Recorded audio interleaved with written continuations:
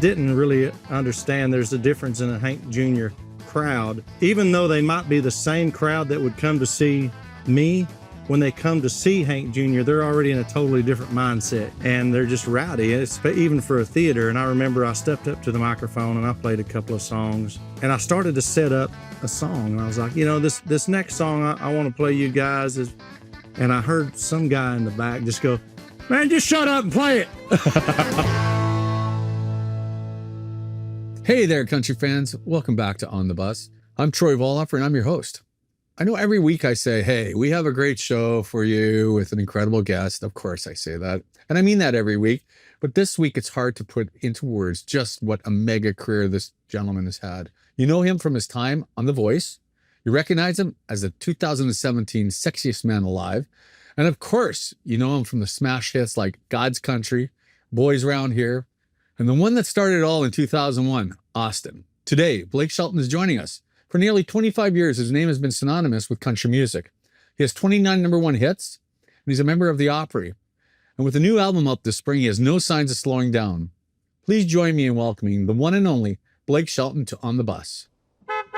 Blake, thanks a lot for coming on. I know we have a big show tonight, and carve out this time for us. Thank you. Proud to be here, buddy. Yeah, man. This is the number one podcast. I mean, who wouldn't want to be on here, right? Well, it's an honor to have you on board. Thanks, buddy. Thank you for coming out. And we've done a lot of shows together, and I've never had the honor to meet you. And, I recall waiting out a storm. Our buses were parked across from each other up in Saskatchewan.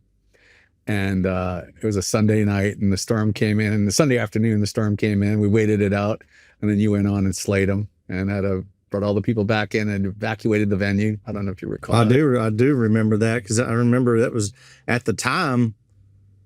There had been a few of those in country, and a couple of them had been disasters, Absolutely. Yep. I think it might have been Sugarland or something, but it was within, a year or two of that. And it was like nobody played around with that anymore, No. It was like Safety evacuation first. time. Yeah, safety first. In the early days, though, you just stood out there in the lightning and went for it. I talked to Brian Adams the other day, and we go back to this thing we did together in 1992 called Waking Up the Nation. And he's like, hey, remember that night in Winnipeg where I didn't get off the stage? I said, yeah, you almost killed yourself. I mean, shit was blowing around all over the place, right? And it was such a bad storm. We couldn't move production from Winnipeg to the next city because the trucks were all sunk in the axles deep, and the buses were stuck, and had to reschedule the next date. I think artists have this image in their mind where it's like if someone gets a picture of them standing out there like with the rain coming in sideways and they've got their arm extended to the fans, that somehow that's going to be like a legendary thing or whatever. It's really like the moment, right? Right, but nobody cares. No, you're ass killed. That's right. I look like that every night anyway because I sweat so much. So, man, it's like it must be raining while he's singing. So, big congratulations, man. Texas is going to go number one. Oh, my God. Let's hope. I got my fingers crossed. It's actually waiting on some big news here tonight. Hopefully we'll find out if it does. So let's talk about touring. You tour a lot. You're out there a lot. How do you feel about that? What's your day like? I think most people would probably disagree with you that I tour a lot. Most people on my team. Anyway, that's right. He's like, I barely leave, but I used to tour a lot more than I do now because I had to. I mean, it's just what we did, But, once I started The Voice and we were doing 2 seasons a year of The Voice, I just literally didn't have time to tour, And when I started on The Voice, that's when I really started to move up in my career. And because I was, on the show and then we were hitting on the right music at the right time, it was just a culmination of a lot of stuff. But we found that by not being out there so much really helped my touring, business. I've watched a lot of artists come and go who they just beat the hell out of the road. They're in these markets once a year, every single year, and even if you love them, you go, man, I think I'm good on seeing that guy. Yeah. I've seen him 4 times, it's like, and so it's really helped, I think, for me. We've been able to, play arenas and then some of your festival, these bigger things, and try to keep it up there as long as we can. I mean, everything has its time, but I think because I just haven't done that much, it's helped build up. No, I wouldn't say demand, but at least interest when I come through town. It's like, oh my God, I hadn't seen that guy since 2010, you know? So I think it's helped. I just had this total brain fart. We were in Manhattan, Kansas, and my kid is an aspiring artist, and she was pretty small. She went on your bus to play you some tunes, and you were opening for Brad Paisley. She came on there and played some tunes for you guys or whatever, and then you flew out that night to do your first bit with The Voice, and I can't remember what year that would have been, but it would have been 2011. That's right. So that was the hardest. That's when I said I'm not ever going to let these things overlap again, touring and TV. Of course, at the time, I had signed on to open for Brad a year before, you know, how that works. Yeah. And in the meantime, this TV show comes up. It's like, hell yeah, who am I to, you know, I'm damn right I'll do it, you know. And then we ended up, you know, we'd film all day, get on a jet, fly to Manhattan, Kansas, and play a live gig. And then it'd get right back to LA. And it was, I'm not built for that kind of running and gunning. I'm just not. I remember when we were filming The Voice, sometimes, you know, CeeLo would come, you know, dragging in, you know, one morning and be like, man, what the hell happened to you? He's like, man, when we wrapped last night, I flew to Italy and, you know, did a show, and I had to be back here again 2 days later, you know, or whatever it was, like things that you didn't even think were possible, you know. And it's like, man, we all, I think, learned quickly, like you're going to have to be either a TV guy or touring guy, but putting them together it's tough. So how was your experience in TV? You had not done TV before that, had you? I was a judge on one of the seasons of Nashville Star. Before that, forgot about that show. Yeah, which was simple. That was an easy gig though, because all we did literally was show up an hour before and sit there and say what we thought. Who was on that one? It was me and Kenny. No, it was Randy Owen and Anastasia Brown. Okay, got it. Which was some of my favorite memories of being in this business was sitting there with Randy Owen and the stuff he would say, not on camera. I mean, it was legendary. I had a lot of fun. I learned a lot about television that season, and Casey Musgraves was actually a contestant on that season. And then after that, I did a show that was like a holiday special that NBC did called Clash of the Choirs, and it only happened once, and it was me and Nick Lachey, Michael Bolton, and Kelly Rowland. The four of us did it, and that was a lot of fun too. And I really think that is what led to the offer I got to do The Voice, because they knew who I was at that point at NBC. You know. Wow. Yeah. What a run though, The Voice, huh? Yeah, 12 years, 23 seasons we did. I did. That's fantastic. Yeah. So then you had a new show this year, right? The bar thing. It's called The Road, and Keith Urban is really the star of the show. I believe it's 12 contestants that we start out with opening for Keith Urban in these random bars across the country. You know, we'll roll into Fort Worth or Tulsa or wherever we're filming that night and send out a message on social media that just says, hey, if you want to come out and see Keith Urban play down here at the corner bar tonight, be here at 8. You hear tires squealing before you even push send on the thing. You know, I mean, people can't even believe it's happening. But what they don't know is when they get in there, they're going to be watching these contestants open for Keith Urban, and they're all given a device to vote. Yeah. So it's the audience in the bar who aren't there to see them, and in most cases are a little bit frustrated. They're having to sit through some of this, you know, to see the guy they wanted to see. And that's how it is for opening acts. A lot of times you're playing for people that never even heard of you, and it's your job to win those people over. But by the time you're finished performing, they go, man, I may buy that guy's album, you know, I may come see him if he comes back through, you know, or her. And that's what the show's really Built on. I'm on I think it ends up being about 5 episodes, just kind of, you know, helping Keith as far as having someone to bounce his thoughts off of as he's watching these people. And then we have some other guests that come along. Gretchen Wilson is kind of our host. She's a tour manager and kind of the host. Yeah, it's like, it's funny that when at some point it came up in conversations, like, man, we need somebody that's like help for these kids on tour, you know, someone that they can kind of lean on and that'll be harsh with them. And I went, I know the person, I know who we need, you know, and she did great. She really did.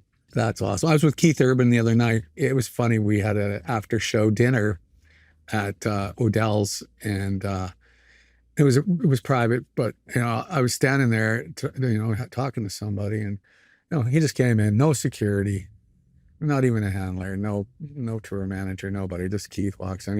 I'm the only one he knows in the room, or at least look familiar to him. And so he came over and hung out with me, and I gave him his introductions to everybody. But that's cool. It was really nice. He's the nicest guy, and I don't think people realize. And maybe he does this on purpose, but I don't think people realize how funny that guy is. He's so quick-witted. He's so freaking smart. Like I used to always think of myself as a kind of a quick-witted guy, you know, but I don't have shit on Keith Urban. Like I've sat there speechless a lot of times. He's just so fast, you know? Oh, no, I hear you. So let's go back to talking about artist development. You know, you grew up doing the bar circuit. Toby Keith grew up doing the bar circuit. I mean, Toby Keith told me one day I was at his house in Cabo, and I think he brought me down there to try to convince me that he could do 365 days in a row. He had this idea, and he's like, man, I used to do this when I was digging ditches, and I played every day. And he goes, would you be in? And I'm like, oh, whoa. That sounds like Toby. I mean, he loved being out there. Like he's probably the only like true, like road dog kind of guy that I have personally ever knew, you know, because you always hear about those guys. Well, that's not true. I knew Mel Tillis too. Oh, he was a road dog. Yeah, I mean, Mel was a road dog. He could have done 400 shows a year. I mean, he might have at some point. Mel one time showed me a poster a fan had given him of like his tour schedule of like 1978 or who knows what it was, or it might have been in the 80s. And I couldn't even wrap my head around the dates. The dates. Like Mel, what are these places like, and what is there even to play when you roll into these towns that none of us have ever heard of? Right. And like, well, you know, back then, it was like he had his reasons, and he just wanted to be out there. You know, just would much rather have been on a bus on tour than at home with a day off. Yeah, and he used to ride with the boys. Yeah, I mean, I did a date with him near the end of his life. And it was him on a bus with all of his guys. And, you know, it was pretty cool to see that. Yeah. And the show was fabulous. And he was professional, too. And these guys all had whatever suits that they wore that night.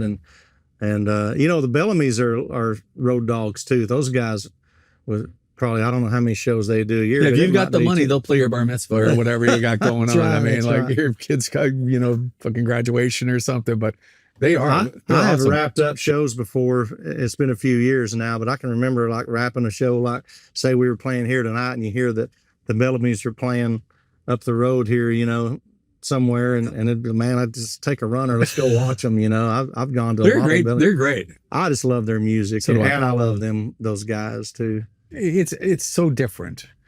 You know, the kids nowadays, which no disrespect intended, because we have some great new talent coming through, but you know, they didn't spend 5 years in a bar where it's smoky and people are talking and they have to earn your attention to be great and learn how to entertain. They get paid a lot of money now to learn how to entertain, where it used to be you're making your $300 tonight and you need to make sure that everyone at bar is paying attention to you. I think that's missing a little bit. Do you think so? 100%, you know, but I don't know.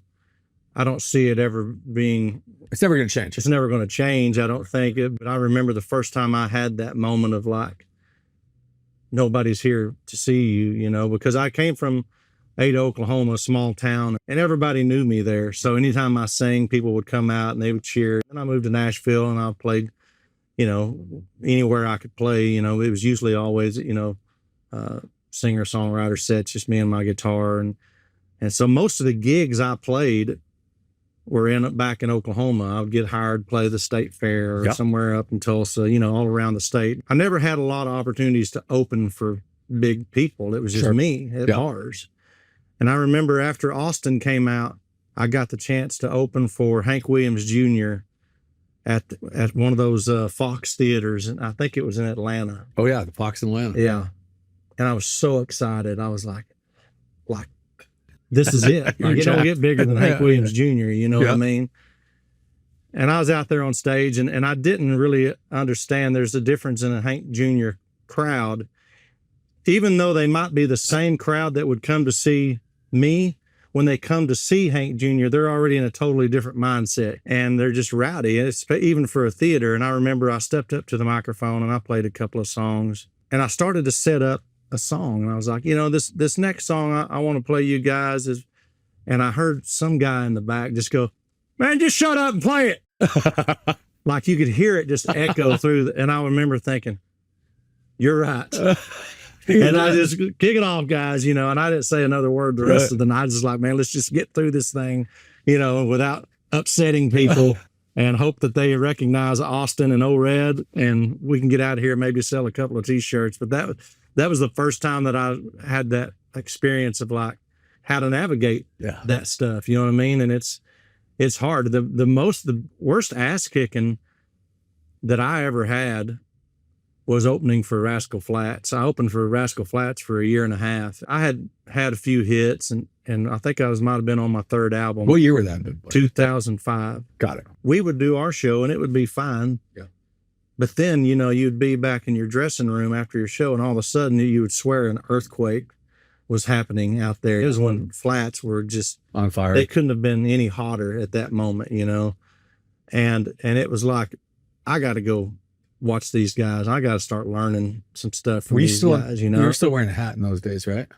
Yeah, I was still wearing a hat. I think I probably still had my hair down to here, But more than that, I was just kind of standing in front of the microphone like, don't you dare, take it off that stand. And that would feel stupid. That would be awkward, And next thing you know, there's Gary LeVaux out there with a freaking towel slapping people in the face and throwing water on people and running around and jumping off the risers. And I'm going, man, I'm going about this the wrong way. I am not George Strait. In my mind, I'm George Strait. That's when I started figuring out, well, what do I have that nobody else is doing? And that's when I started bringing in the funny stuff and saying, edgy, harsh shit on stage, and that was about the time the social media thing got going. And that's when I really started to implement some sarcasm into not just my music, but my shows, and that's kind of where it kind of put me, and now I've found my spot. People come here and they know they're going to hear stuff that if anybody else said it, they would go, oh, but if Blake says it, he's such an idiot. What a dumbass, but very rarely would people get upset about it because they come there expecting to hear that from me, Congratulations on the new record. So 4 years, what were you doing in 4 years? Were you just not inspired or? Getting fatter. Having a few beers. Yeah, that's right. Hanging out at the farm. That is a lot of what I was doing, when I finally stepped away from the voice, which was hard. But it was past time for me to do that. Man, when I walked off the set that day, they had a big after party for me, which was so cool. And all my contestants that had won or finalists and stuff all came, and they had a huge blowout that night for me. It was really cool. But I remember when I left the studio that night, Universal, and we pulled out of there, Gwen and I remember thinking, man, I'm going to go to Oklahoma, and I'm going to go through the gate at the ranch, and I'm going to lock that son of a bitch, and I am not coming out for a long time. Like, it is time to just hear mute for a while, and that's what I did. I mean, it really wasn't until we got the call last year to that Post Malone had asked me to sing on his record that really kind of like was a kick, the kick in the ass that I needed to be like, man, what are you doing? Like, you're a country singer,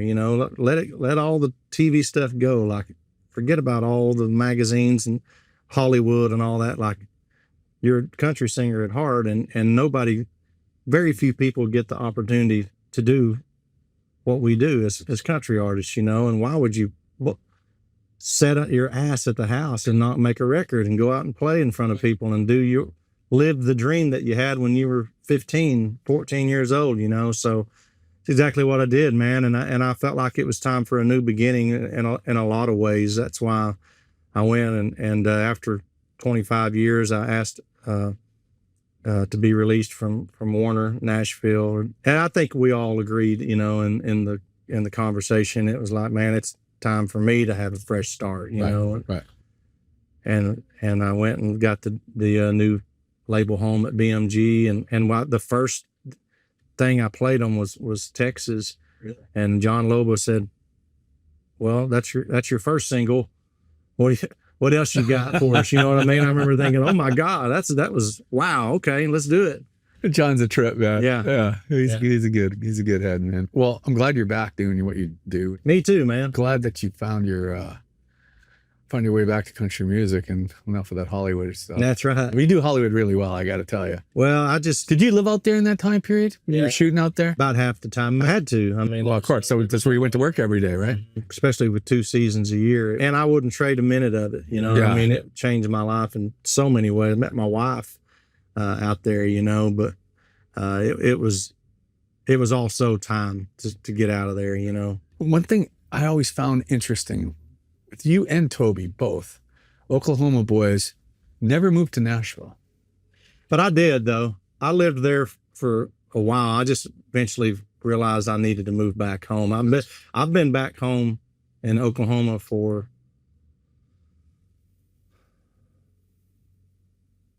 almost next year will be 20 years. Really? Yeah.